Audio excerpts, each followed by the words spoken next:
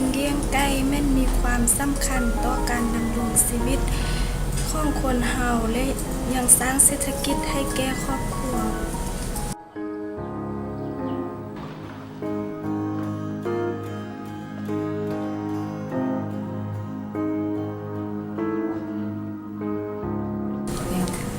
การให้อาหารแม่น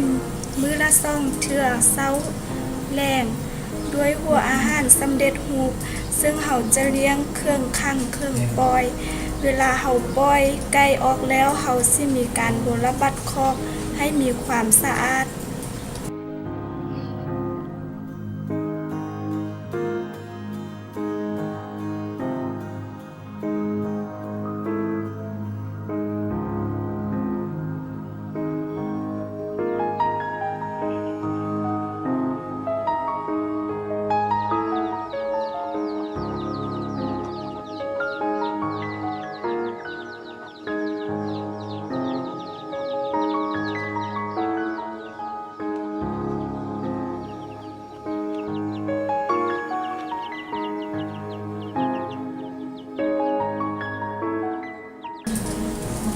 การเลี้ยงไก่แม่นบ่มีหยังสิยุ่งยาก